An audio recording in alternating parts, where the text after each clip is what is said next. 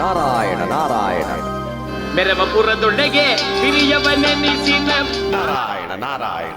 ಅಯ್ಯಯ್ಯೋ, ಮರ್ತು ಭೂಲೋಕಕ್ಕೆ ಬಂದ್ಬಿಟ್ಟೆ. ನಾರಾಯಣ ನಾರಾಯಣ. ವಾ ಏನ್ ಅರ್ದ್ರೆ ಇಷ್ಟು ವರ್ಷ ಆದ್ಮೇಲೆ ಈಗ ಕಾಣಿಸ್ಕೊತಾ ಇದ್ದಾರಿ. ಎಲ್ಲೋಗಿದ್ರಿ ಇಷ್ಟು ದಿವಸ? ಅಲ್ಲ 1999ನೇ ಇಸ್ವಿಲಿ ನೋಡಿದ್ದು ಕಣ. ಈ ದರ್ಶನ ಕೊಡ್ತಿದ್ದೀರಲ್ಲ, ಈ ದಿವಸ ಅದೇ ಅತ್ತಾಗ ಹೋಗಿದ್ರಿ, ಅದು ಎಲ್ಲಿದ್ರಿ ಅಂತ? ನಾನು ಲೋಕ ಸಂಚಾರಕ್ಕೆ ಹೋಗಿದ್ದೆ. ಅಯ್ಯ ತಗೊಳ್ಳಿ, ಆಗ್ಲಿಂದು ಕಣ ಅದನ್ನೇ ಹೇಳ್ತೀರಿ. ಅಲ್ಲ ಆಗ ನ್ಯೂಸ್ ಪೇಪರ್ಲಿ ಕಾಣಿಸ್ಕೊತಾ ಇದ್ರಿ, ಈಗ ಎದುರಿಗೆ ಬಂದ್ಬಿಟ್ರಲ್ಲ. ಹೌದು, ಆಗ ಪತ್ರಿಕೆಗಳು ತುಂಬಾ ಫೇಮಸ್ ಆಗಿದೆ. ಈಗ ಟಿವಿ ಚಾನೆಲ್ಗಳು, ಯೂಟ್ಯೂಬ್ ಚಾನೆಲ್ಗಳು ಫೇಮಸ್ ಆಗಿರೋದ್ರಿಂದ ನಿನ್ನ ಮುಂದೆ ನೇರವಾಗಿ ಬಂದು ನಿಂತಿದ್ದೀನಿ ಭಕ್ತ. ಅಯ್ಯ ಹಂಗ್ಯಾ? ಹಂಗಾರೆ ಇವತ್ತು ನಿಮ್ಮನ್ನ ಒಂದು ಮಾತು ಕೇಳಲ್ಯಾ? ಕೇಳು ಮೂರ್ಖ. ನೋಡಿ, ಆಗಿಂದ ಹೇಳ್ತಾವನಿ ಕಣ, ಮೂರ್ಖಾಣ್ಬಿಡಿ ಅಂತ. ಓ ನಾವು ಬುದ್ಧಿವಂತಿದ್ದೀವಿ ಕಣ. ಹೋಗಲಿ ಬಿಡು, ಅದೇನು ಕೇಳು. ನಾಡ್ರೆ ಮೊನ್ನೆ ಎಲೆಕ್ಷನ್ ಆಯ್ತಲ್ಲ, ಅದರಲ್ಲಿ ಅದೆಂಗೆ 3 ಕಡೆ ಕಾಂಗ್ರೆಸ್ನವ್ರಿಗೆ ಗೆದ್ಬಿಟ್ರು? ಈ ವಿಷಯ ನನ್ನನ್ನೇಕೆ ಕೇಳುವೆ? ಯಾಕೆಂದ್ರೆ ನೀವು ಊರು ಸುತ್ತೀರಲ್ಲ, ಅದಕ್ಕೆ ಕೇಳ್ತೇವನಿ ಕಣ. ಅದು ತುಂಬಾ ಸರಳ. ಹೆಂಗೆ ನೋಡು, ಚುನಾವಣೆ ಆರಂಭವಾದಾಗ ಹೇಗಾದರೂ ಮಾಡಿ ಕಾಂಗ್ರೆಸ್ ಅನ್ನ ಒಡೆದು ಹಾಕಬೇಕು ಅಂತ ಬಿಜೆಪಿಯವರು ನಿರ್ಧಾರ ಮಾಡಿದ್ರು ಅಲ್ವಾ? ಹಾ ಹೌದು. ರಾಜಕೀಯದಲ್ಲಿ ಯಾರೇ ಆಗಲಿ ಉಳಿಯಬೇಕು ಎಂದುಕೊಂಡರೆ ತಂತ್ರಕ್ಕೆ ಕುತಂತ್ರಕ್ಕೆ ಸಿದ್ಧರಾಗಲೇಬೇಕು. ಆಗಷ್ಟೇ ಕುರ್ಚಿ ಭದ್ರವಾಗಿ ಉಳಿಯಲು ಸಾಧ್ಯ. ಓ, ಕುರ್ಚಿ ಉಳಿಸ್ಕೊಳಕ್ಕೆ ಏನ್ ಬೇಕಾದ್ರೂ ಮಾಡ್ಬೇಕೆ? ಹೌದು, ಕುರ್ಚಿ ಅಷ್ಟೇ ಅಲ್ಲ, ಬದುಕಿನಲ್ಲಿ ಉಳಿಯಬೇಕು ಎಂದರೆ ಏನು ಮಾಡುವುದಕ್ಕೂ ಸಿದ್ಧರಾಗಿರಬೇಕು. ಕೆಟ್ಟದ್ದನ್ನು ಅಲ್ಲ, ಒಳ್ಳೆಯದನ್ನ. ಆಮೇಲೆ ನೀನು ನಾರದರು ಬಂದು ಕೆಟ್ಟದ್ದನ್ನು ಹೇಳಿಕೊಟ್ಟರೊಂದು ಯಾರೊಂದಿಗೂ ಹೇಳಿಕೊಳ್ಳಬೇಡ. ಭೂಮಿಯ ಮೇಲೆ ಬದುಕಬೇಕು ಎಂದರೆ ಯಾರಿಗೆ ಶಕ್ತಿ ಇರುತ್ತದೋ ಅವರು ಬದುಕುತ್ತಾರೆ, ಇಲ್ಲ ಯುಕ್ತಿಯಿಂದಾದರೂ ಬದುಕುತ್ತಾರೆ. ಅಲ್ಲ ನಾಡಿದ್ರೆ ಎಲ್ಲ ಕಡೆಯಲ್ಲೂ ಬಿಜೆಪಿ ಬರುತ್ತೆ ಅಂತ ಇದ್ರು. ಎಲ್ಲ ಉಲ್ಟಾಗೋಯ್ತು. ಈಗ ಬಿಜೆಪಿಯವರು ತಮ್ಮ ಕುರ್ಚಿ ಉಳಿಸ್ಕೋಬೇಕು ಅಂತ ಆಸೆ ಇರಲಿಲ್ವಾ? ಎಲ್ಲರಿಗೂ ಇರುತ್ತೆ, ಆದರೆ ತಂತ್ರಕ್ಕೆ ಪ್ರತಿತಂತ್ರ ಹೂಡುವ ಬುದ್ಧಿವಂತಿಕೆ ಇರಬೇಕು. ಅದು ಕಡಿಮೆ ಇದ್ದಾಗ ಅನಿವಾರ್ಯವಾಗಿ ಸ್ಥಾನಗಳನ್ನು ಕಳ್ಕೊಳ್ಬೇಕಾಗತ್ತೆ.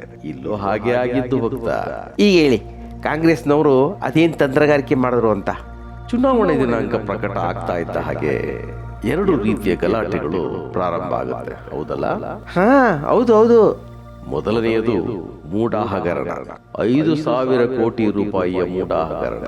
ಅದರಲ್ಲಿ ನಿನಗೆ ಗೊತ್ತಿರುವ ಹಾಗೆ ಸಿದ್ದರಾಮಯ್ಯ ಮತ್ತು ಅವರ ಫ್ಯಾಮಿಲಿ ಅಂತ ಹೇಳ್ತಾರಲ್ವಾ? ಅಯ್ಯೋ ಅದು ಬಿಡಿ, ಅದು ಯಾಕೆ ಹೇಳೋದು?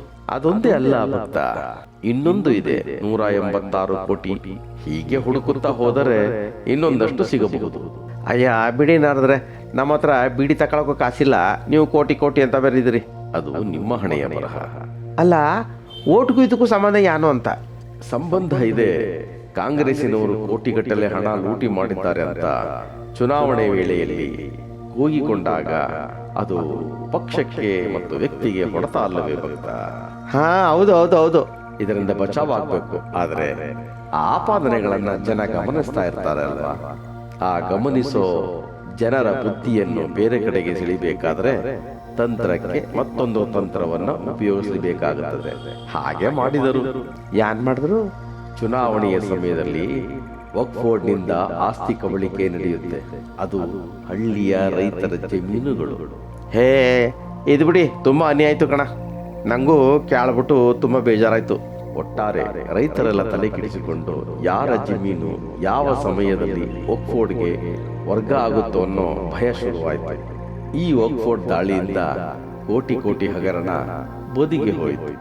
ಎಲ್ಲರ ತಲೆಯಲ್ಲೂ ಇದ್ದುದು ಒಂದೇ, ತಮ್ಮ ಜಮೀನು ನಮ್ಮ ಮನೆ ನಮ್ಮದಾ ಎನ್ನುವ ಪ್ರಶ್ನೆ. ಅಯ್ಯ ಯಾಕೆ ಹೇಳ್ದರಿ ತಕಳಿ, ನಮ್ಮ ಜಮೀನು ನಮ್ದು ಅನ್ನೋದೇ ನಮಗೆ ಅನುಮಾನ ಬಂದ್ಬಿಟ್ಟದ. ಹಳೆ ಪಾಣಿ ಎಲ್ಲ ನಮ್ಮ ಹೆಸರಿಗೆ ಅದೇ. ರಾತ್ರಿ ಬದಲಾವಣೆ ಆಗ್ಬಿಟ್ರೆ ಏನ್ ಮಾಡೋದು ಅಂತ ತುಂಬಾ ಭಯ ಆಯ್ತದೆ. ನಾಡಿದ್ರೆ ನೋಡಿದ್ಯಾ, ನಿನಗೆ ಇಷ್ಟು ಭಯವಾಗಬೇಕಾದರೆ ಇನ್ನು ನಿನ್ನಂತಹ ಕೋಟ್ಯಾಂತರ ಮಂದಿಗೆ ಇನ್ನೆಷ್ಟು ಭಯವಾಗಿರಬೇಡ. ಸರಿ, ಈ ಸ್ವಾಮೀಜಿಗಳ ಸುಮ್ನವ್ರೆ? ಅದನ್ನ ಆ ಸ್ವಾಮೀಜಿಗಳೇ ಹೇಳಬೇಕು, ಏಕೆಂದರೆ ಅವರು ಸ್ವಾಮಿ ಈಸಿ ಅಲ್ಲವೇ? ಅದು ಸರಿ ಏನಿ. ಅಲ್ಲ, ಇರೋ ಜಾಗ ಎಲ್ಲ ಅವ್ರದ್ದು ಅಂದ್ಬಿಟ್ರೆ ನಾವೆಲ್ಗೆ ಹೋಗೋದು? ಸತ್ಯ, ಸದ್ಯಕ್ಕೆ ಈಗ ಅವರದ್ದು, ಮುಂದೆ ಅವರು ಹಿಂದಿರುಗಿಸಿಕೊಟ್ಟರೆ ನಿಮ್ಮನ್ನು. ಕೊಟ್ಟಾರೆ ಅನ್ಕೋಬೇಕಾ? ಅಂದುಕೊಳ್ಳಿ, ಕಾಯಿರಿ. ಯಾಕೆಂದರೆ ಎಲೆಕ್ಷನ್ ಟೈಮಲ್ಲಿ ಘೋಷಣೆ ಮಾಡಿ ಜನರ ಭಾವನೆಗಳಿಗೆ ಪೆಟ್ಟು ಕೊಟ್ಟು ಈಗ ಮೌನವಾಗಿದ್ದಾರೆ. ಅದನ್ನ ವಾಪಸ್ ಕೊಟ್ಟು ಬಂದ ಮುಕ್ತರಾಗುತ್ತಾರೆ. ನಂಬವೇ? ನಂಬಲೇಬೇಕು, ವಿಧಿ ಇಲ್ಲ. ಅಯ್ಯ, ಕಾಯ್ತೀವಿ ಬಿಡಿ. ವಕ್ಫ್ ಬೋರ್ಡ್ ಎಲ್ಲಿ ತಮ್ಮ ಆಸ್ತಿಯನ್ನೆಲ್ಲ ಕಬಳಿಸುತ್ತೋ ಅನ್ನೋ ಭಯದಿಂದ ಎಲ್ಲರೂ ಇದ್ದರು. ಈ ಸಂದರ್ಭವನ್ನು ಉಪಯೋಗಿಸಿಕೊಂಡು ಪರಿಶೀಲನೆ ಮಾಡಿ ನಿಮ್ಮ ಜಮೀನನ್ನು ನಿಮಗೆ ವಾಪಸ್ ಕೊಡುತ್ತೇವೆ ಅಂತ ಹೇಳುತ್ತಾರೆ. ಇದರ ಅರ್ಥವೇನು? ಯಾನ? ನೀವು ನಮಗೆ ಓಟು ಹಾಕಲಿಲ್ಲ ಎಂದರೆ ನಿಮ್ಮ ಜಮೀನನ್ನು ವಕ್ಫ್ ಬೋರ್ಡ್ ಕಬಳಿಸುತ್ತದೆ. ನೀವು ನಮಗೆ ಓಟು ಹಾಕಿದರೆ ಅದನ್ನ ವಾಪಸ್ ಕೊಡಿಸುತ್ತೇವೆ. ಅಂದ್ರೆ ಮೂರ್ಖ, ತುಂಬಾ ಸರಳ. ಜನ ವಕ್ಫ್ ಬೋರ್ಡ್ ಎಲ್ಲಿ ಆಸ್ತಿಯನ್ನು ಕಬಳಿಸುತ್ತದೋ ಎಂಬ ಭಯಕ್ಕೆ ಕಾಂಗ್ರೆಸ್ಸಿಗೆ ಓಟು ಹಾಕಿದ್ದಾರೆ ಎನ್ನಬಹುದು. ಅಯ್ಯಪ್ಪ, ಯಾನ್ ಸ್ವಾಮಿ ಇದು? ಎದುರಿಸ್ಕೊಂಡು ಓಟ್ ತಗೋಬೇಕಾ? ಇಲ್ಲ ಅನ್ನೋದಾದರೆ ನೀವೆಲ್ಲ ಎಲ್ಲಿ ಕಾಂಗ್ರೆಸ್ಸಿಗೆ ಓಟು ಹಾಕ್ತಾ ಇದ್ರಿ? ವಾ, ಈಗ ಮುಂದಕ್ಕ? ಈಗ ಮುಂದೆ ಏನಿಲ್ಲ, ಅವರು ಗೆದ್ದಿದ್ದಾರೆ, ಇವರು ಸೋತಿದ್ದಾರೆ ಅಷ್ಟೇ. ನಾರದ್ರೆ ಯಾವ ರಾಜಕಾರಣಿನೂ ಯಾವ ಪಕ್ಷ ನಮ್ಮನ್ನ ಬಚ್ಚ ಮಾಡಲ್ಲ ಅಂದರೆ ನಂಗೆ ಯಾಕೋ ಅನುಮಾನ ಕಣ. ನೋಡಪ್ಪ, ಕೇಂದ್ರ ಸರ್ಕಾರ ಮನಸ್ಸು ಮಾಡಿದರೆ ಕಾನೂನಿನ ತಿದ್ದುಪಡಿ ಮಾಡಬೇಕು. ತಿದ್ದುಪಡಿ ಮಾಡಿದ ಕಾನೂನಿಗೆ ನೀವು ಗೆಲ್ಲಿಸಿ ಕಳುಹಿಸಿರುವ ವ್ಯಕ್ತಿಗಳು ಒಪ್ಪಿಕೊಳ್ಳಬೇಕು. ಆಗ ಬದಲಾವಣೆ ಸಾಧ್ಯ. ಅವರು ಒಪ್ಪದಿದ್ದರೆ ನಿಮ್ಮನ್ನು ನಾವ್ಯಾರು ಅಂದರೆ ನಮ್ಮ ದೇವತಾ ಕುಲ ನಿಮ್ಮನ್ನು ಕಾಪಾಡಲು ಸಾಧ್ಯವಿಲ್ಲ. ಮುಂದಕ್ಕೆ ನಮ್ ಗತಿ ಯಾರ ಕಣಿ? ಮೂರ್ಖ, ನೆನಪಿದೆಯಾ? ಒಂದು ಕಾಲಘಟ್ಟದಲ್ಲಿ ಇಡೀ ಭೂಮಂಡಲವನ್ನೇ ನೀವು ಹಿಂದೂಗಳು ಆಳುತ್ತಿದ್ದೀರಿ. ಈಗ ಭಾರತಕ್ಕಷ್ಟೇ ಸೀಮಿತವಾಗಿದ್ದೀರಿ. ಮುಂದೆ ಇದೂ ಇಲ್ಲದೆ ಬೇರೊಂದು ರಾಷ್ಟ್ರಕ್ಕೆ ಹೋಗಲು ಆಗುವುದಿಲ್ಲ. ಬೇರೆ ಪ್ರಪಂಚಕ್ಕೆ ಓಡಿ ಹೋಗೋಣ ಎಂದುಕೊಂಡರೆ ಈ ಭೂಮಿಯನ್ನು ಬಿಟ್ಟರೆ ಬೇರೆಲ್ಲೂ ನಿಮಗೆ ಜಾಗ ಇಲ್ಲ. ಚಂದ್ರಲೋಕದಲ್ಲೂ ಇಲ್ಲ, ಯಾವ ಅನ್ಯ ಗ್ರಹದಲ್ಲೂ ಇಲ್ಲ. ಬಹುಶಃ ನಿಮಗೆ ಮುಕ್ತಿಯೊಂದೇ ಉತ್ತಮ ಎನಿಸುತ್ತದೆ. ಅಂದ್ರೆ ನಮ್ಮನ್ನ ಸತ್ತೋಗಿ ಅಂದರೆ? ಚಿಚ್ಚೆ, ನಾನು ಹಾಗೆ ಹೇಳಲಿಲ್ಲ. ನಿಮಗೆ ಜಾಗವಿಲ್ಲದಂತಾಗುತ್ತದೆ ಎಂದಷ್ಟೇ ಹೇಳಿದೆ. ಅಯ್ಯೋ ಧ್ಯಾನ ಕಾಣಿ, ಮುಂದಕ್ಕೆ ಅನ್ನದ್ದು ತುಂಬ ಭಯವಾಯ್ತದೆ. ಆದರೂ ನಮ್ಮ ಜನ ಎದರ್ಕೊಂಡು ಹಿಂಗೆ ಓಟ್ ಹಾಕ್ಬಾರ್ದಾಗಿತ್ತು. ಇದು ಎಷ್ಟು ಮಟ್ಟಿಗೆ ಸರಿ ಅಂದರಿ? ನಿನಗೆ ಒಂದು ವಿಷಯವನ್ನು ಹೇಳುತ್ತೇನೆ, ನೆನಪಿಸುತ್ತೇನೆ.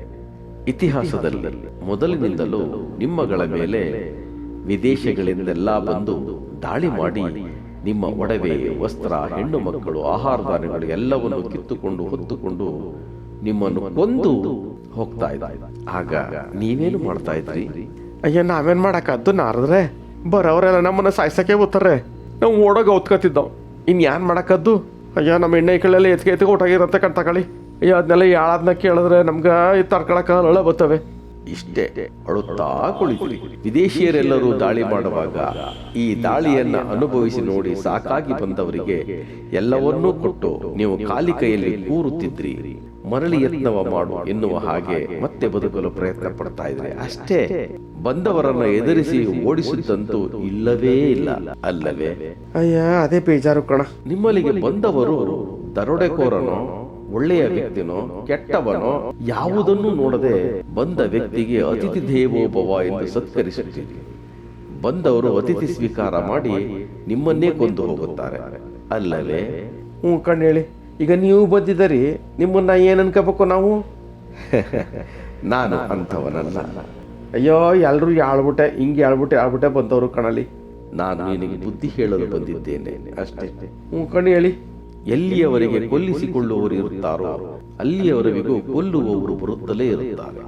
ಮನುಷ್ಯ ಬದಲಾಗಬೇಕು, ನೀವು ಬದಲಾಗುವುದಿಲ್ಲ. ಯಾಕೆಂದರೆ ನಿಮ್ಮ ಗುಣ ಅಂತದ್ದು. ನಾನಿನ್ನು ಹೊರಡಲೇ. ನಾವು ಹೆಂಗ್ ಬದುಕಬೇಕು ಅಂತ ಹೊಸ ಐಡಿಯಾ ಕೊಟ್ಟೋಗಿ. ನಾನೇನು ಕೊಡುವುದು ಮೂರ್ಖ? ನೀವು ಬುದ್ಧಿವಂತರಾಗಿ ನಿಮಗೆ ಬುದ್ಧಿ ಇದ್ದರೆ ಗೆಲ್ಲಿ, ಇಲ್ಲದಿದ್ದರೆ ನರಕ ಲೋಕಕ್ಕೆ ಹೋಗಿ. ನಾರದ್ರೆ ನಾವೊಂದು ಮಾತು ಕೇಳಲಿಯಾ? ಕೇಳು, ಅದೇನು ಬೇಕು ಕೇಳು. ನಂಗೊಂದು ಅನುಮಾನ ಅದೇ. ಅದೇನು ಅಂದರೆ, ಈಗ ನೀವು ಇಷ್ಟೆಲ್ಲ ಹೇಳಿದ್ರಲ್ಲ, ನೀವು ಎಲೆಕ್ಷನ್ಲಿ ಓಡಾಡಿದ್ರೆ? ಮೂರ್ಖ, ನಾನು ಸಂಚಾರ, ಎಲ್ಲಿ ಬೇಕಾದರೂ ಓಡಾಡುವೆ. ಯಾರ ಮನಸ್ಸಿನಲ್ಲಿ ಏನಿದೆ ಎನ್ನುವುದನ್ನು ತಿಳಿದುಕೊಳ್ಳಬಲ್ಲೆ. ಅಲ್ಲ, ಈಗ ಹೇಳಿದ್ರಲ್ಲ, ಇದನ್ನ ನಂಬೋದ ನಾವು? ನಂಬುವುದು ಬಿಡುವುದು ನಿನ್ನ ಇಚ್ಛೆ. ಸತ್ಯ ಅಂದರೆ ನಿಜ ಹೇಳಿ. ಮೂರ್ಖ, ಯಾರಿಗೂ ಹೇಳುವುದಿಲ್ಲ ಎಂದರೆ ಹೇಳಲೇ? ಹೇಳಿದ್ ಯಾನ ಕಣಿ? ಇದರ ಬಗ್ಗೆ ನನಗೂ ಸ್ವಲ್ಪ ಅನುಮಾನವಿದೆ. ಹೀಗೆ ನಡೆದಿರಬಹುದೇನೋ ಎಂಬ ದೂರದ ಆಲೋಚನೆ ಅಷ್ಟೇ. ಸತ್ಯ ಮಿಥ್ಯ ಎಲ್ಲ ಆ ನಾರಾಯಣನೊಬ್ಬನಿಗೆ ಗೊತ್ತು. ನಾನಿನ್ನು ಬರಲ್ಲ, ನಾರಾಯಣ ನಾರಾಯಣ. ಅಯ್ಯ ನಾರ್ದ್ರ ಎತ್ತಾಗೋದ್ರಿ ಹೊಸಿ ನಿಂತ್ಕೊಳ್ಳಿ. ಅಯ್ಯ ಏನ್ ಮಾಡೋದಪ್ಪ ಈಗ? ಅಯ್ಯೋ ಅವತ್ತು ಹೋದವ ಇವತ್ತು ಬಂದ, ಹೊಸಿ ಬುದ್ಧಿ ಹೇಳ್ತಿದ್ದಾಗ ಹೆಂಗೋ ತಿದ್ದುಪಡಿ ಮಾಡ್ಕೊತಾ ಇದ್ದಿ. ಈಗ ಬರ್ತಾನೆ, ಮುಂದೆ ಇನ್ನು ಯಾವತ್ತು ಬಂದನೋ ನೋಡವ ತಾಳಿ ಕಾಯ್ತೀನಿ ಕಣ. ನಾರ್ದ್ರೆ ವಾದ್ರಲ್ಲ ಪುನಃ ಯಾವಾಗ ಬಂದ್ರಿ ಹೇಳಿ.